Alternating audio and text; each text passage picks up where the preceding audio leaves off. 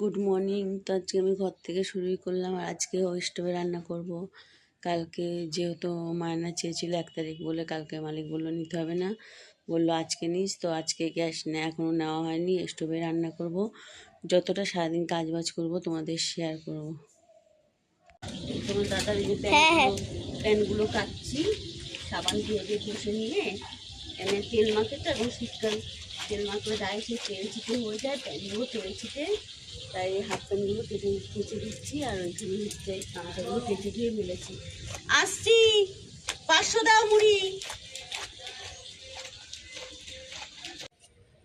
জামা কাপড় যে রোদে দিয়েছিলাম কালকে কাঁচা, এগুলো যে তুলে নিচ্ছি। আর আজকে এই যে কেচেছি, কতগুলো কেচে মিলেছি, ওইগুলো শুকালে তুলবো। মেয়ের জামা প্যান্টই শীতে বেশি হয়। আর তোমাদের মানে এত আমাদের ও সর্ষের তেল মাখে, মানে কি বলবো, প্যান্ট জামা কাচতে মানে এত কষ্ট হয়, তার মধ্যে হাতে দেখো।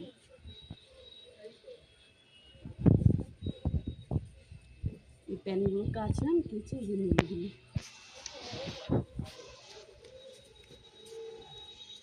ঘর মুছবো। মেয়ে যে স্কুল থেকে এসেছে, এই যে সব কিছু ব্যাগের মধ্যে এলোপাতাড়ি করে রেখেছে, এগুলো ভাজ করে নিয়ে রাখলাম। আমি যে কাঁথা কাপড় এগুলো রোদে দিয়েছিলাম, এগুলো আমি তুলে আনলাম, এগুলো একটু ভাজ করবো করে। তারপরে মেয়ের এই কম্বলটা ছোটোবেলার কম্বল, তাও মাঝে মাঝে পেতে দিতে বলে, দাও তোমার পেতে দাও তো, একটু শুই, তাই ওরা মাঝে মাঝে একটু পেতে দিই।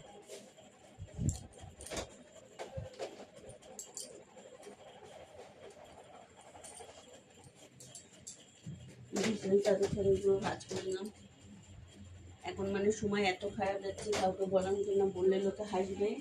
আর লোককে বলা মানে তো জানো যে মানে কী করবো, পরচর্চা করো, নিন্দা। ওই জন্য যেটা যা হয় মনে রাখি, কিছু কিছু তোমাদেরকে শেয়ার করি, কেননা সারাদিন আমি লোকের সাথে গল্পও করি না, আড্ডা মারতেও যাই না। যেটুকুনি ভালো মন্দ থাকে তোমাদেরকে শেয়ার করি, তোমাদেরকে বলি।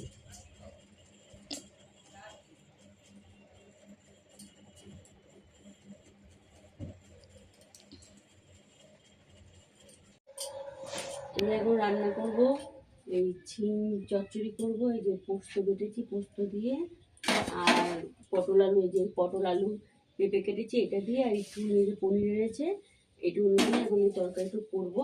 স্টোভে রান্না করব। অনেক বেলা হয়ে গেছে, 11টা বেজে গেছে। এখন ওইখানে রান্না করে তারপর বাদ বাকি কাজ যতটা করবো তোমাদের শেয়ার করার চেষ্টা করবো। এই যে এখন এই যে ফ্রিজের জলগুলো ফেলছি, ফ্রিজের জল পুরো ভরে গেছে। আর এই যে পেছনটা যে পরিষ্কার করছি, এই ছোটো বাটি দিয়ে যে ফেলছি, যেহেতু ঘরের মধ্যে জল বের করার জায়গা নেই, এই জন্য পরিষ্কার করে নিচ্ছি। আর আমার মেয়ে যেহেতু পড়তে গেছে, ওই জন্য আমি ফ্রিজের পেছনটা মুছে ভালো করে পরিষ্কার করে তারপরে ঘরটা মুছে নেব। জলগুলো ফেলে দিলাম, এবার এই জায়গাগুলো মুছে নিচ্ছি, নিয়ে তারপরে ঘর মুছব। এই যে আমাদের বাড়িতে সাপ যাচ্ছে, এই দেখো। এটা আজকে ছোট, আর সেদিন দেখেছিলাম বড়। এটা কি সাপ সবাই কমেন্ট করে বলো। ওই দেখো, ওই ঢুকে যাচ্ছে। যা যা যা যা,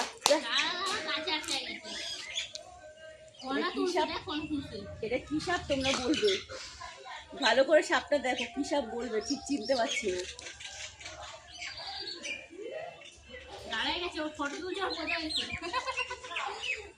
পোজ দিচ্ছে, পোজ।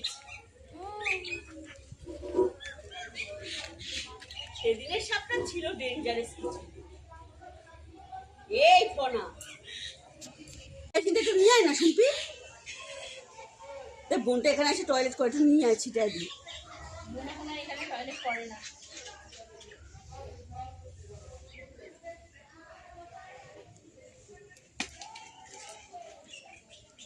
দাঁড়াস বুঝে তুই, সে দাঁড়াস না অন্য সাপে। এ প্রিয়া, এটা দাঁড়াস না রে প্রিয়া, এটা দাঁড়াস না। দাঁড়াসের না রে, দাঁড়াসের হলুদ আর কালো থাকে, রে দাঁড়াস না। দেখছিস গায়ে কেমন ছোপ ছোপ না? হ্যাঁ, এটা দাঁড়াস না রে প্রিয়া, এটা দাঁড়াস না, এটা অন্য কোনো হবে হয়তো, কারো বাচ্চা কাচ্চা। থামো বলতো না, কি সাপ।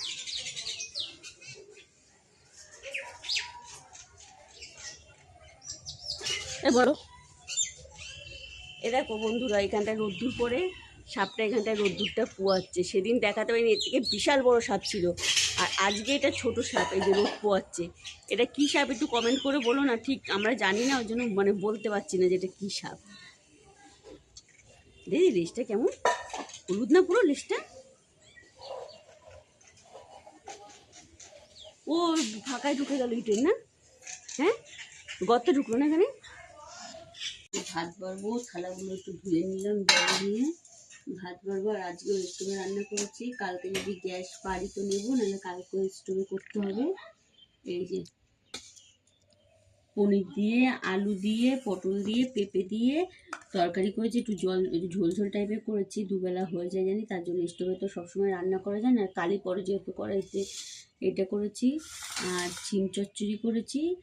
আর ফ্রিজের মধ্যে এই যে আঁততে যাচ্ছিলো তেঁতুল আর কুলের আচার মিশানো, এটা নামিয়ে নিয়েছি। আর যেহেতু আজকে নিরামিষ, ওই জন্য নিরামিষ রান্না করেছি। আর তোমরা পাশে থেকেও সাপোর্ট করো, লাইক করো, একটা করে সাবস্ক্রাইব করে দিও, না করলে কিন্তু আগাতে পারবো না। অনেকদিন ধরে ভিডিও ছাড়ছি কিন্তু তেমনভাবে কোনো লাইক হচ্ছে না।